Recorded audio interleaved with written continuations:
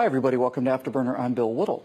You know, those of us who've done just a little basic handiwork around the house have gotten used to running a wood screw quickly and easily into a 2x4 with a power drill, and every now and then most of us have to do it the old-fashioned way with a screwdriver and what seems like an incredible amount of muscle power. Same thing with a hand saw and a power saw. We utterly take for granted what a useful and efficient servant electricity has become until we have to do the heavy lifting that the genie does without complaint. Now, everything from washing machines to dishwashers and all the rest, it's utterly taken for granted. We take the electric light for granted, too. It's very hard for modern Americans to envision a world where life pretty much came to an end when the sun went down. For us, candles are something we light when we put on Barry White. It's a nice, warm, dim, romantic glow. The idea that we'd have to read and write letters in that murk, or clean weapons or prepare breakfast, is utterly unthinkable to we who can turn night into day by the mere flick of a switch.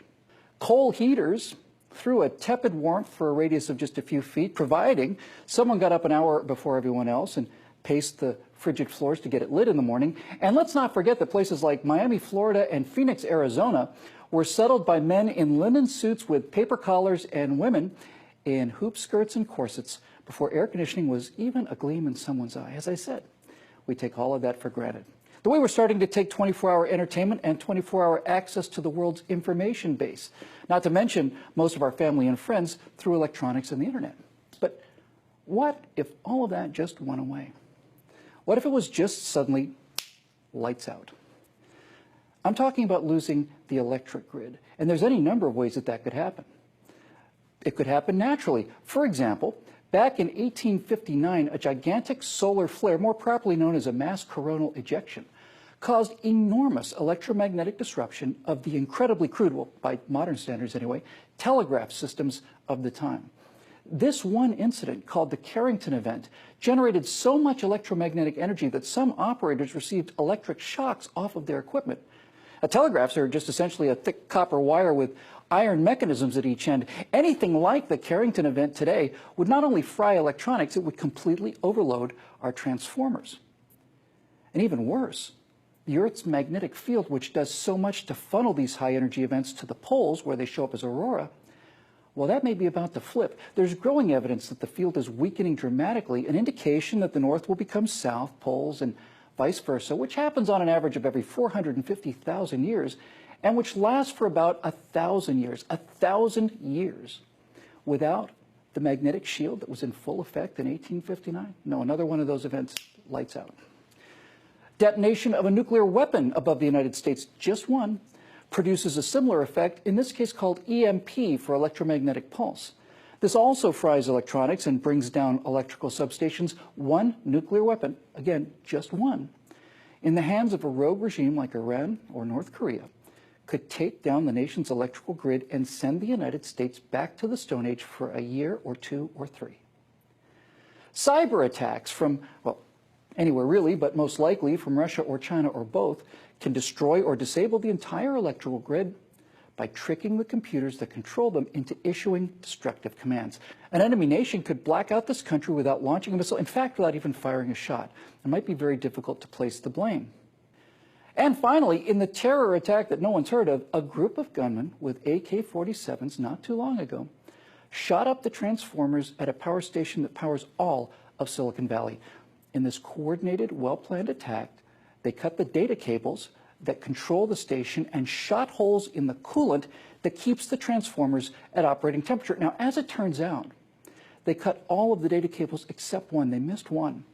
And engineers were able to shut down the station before it essentially melted. That was just a few men with rifles. You know, we think if the lights go off, we'll just have to live with flashlights or candles for a few minutes or an hour. No. Any one of these scenarios would black out the country or the region for between 6 months to several years. Even after a major storm or disaster, power is usually restored in days or at most a few weeks. This is not like that at all. Now, for example, the powerful transformers that we use in these relay stations are not modular, and we don't have a giant cave full of spares. Each one is unique to the stations, about the size and weight of a locomotive, and we don't have any just sitting on the shelf. It's going to be dark for a long time while they remake them.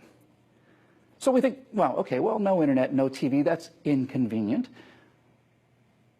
Look, assuming we can dodge the millennials as they leap off the tops of buildings, the rest of us, would be in for a much worse surprise than that, namely food and water shortages, because no electricity means no pumps, and that means no fresh water to drink, no showers, no brushing teeth, and no flushing toilets. 6 months, a year, 2 years, 3 years, let that sink in.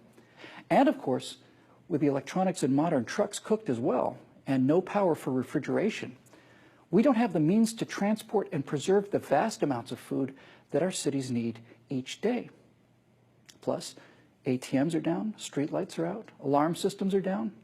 Look, we saw what happened in Ferguson with the power on. Now, you would think it would be the job of the government to protect us against this kind of thing, and you'd be right. Both parties have simply chosen to ignore this issue because, well, because it hasn't happened yet. They know the risk. It just costs a lot of money to buy backup units, and to protect these facilities, harden them is the term. And the government has entitlements to fund, and the power companies don't want to raise rates, and each points at the other, and nothing has happened yet, so they keep pointing. You know, NASA engineers knew that there were problems with the O-rings on the solid rocket boosters. There'd been indications of burn-through, but nothing had happened. Then Challenger happened. Likewise, the new foam had been shed from the external tank many times, and nothing had happened. Then Columbia happened, and it'll be the same with this. We'll close the barn door once the horsepower has escaped. You need to write your congressman about this. It's important. It's bipartisan. And it's one of the few things the government is actually supposed to be doing. Because, my friends, if we keep ignoring this threat,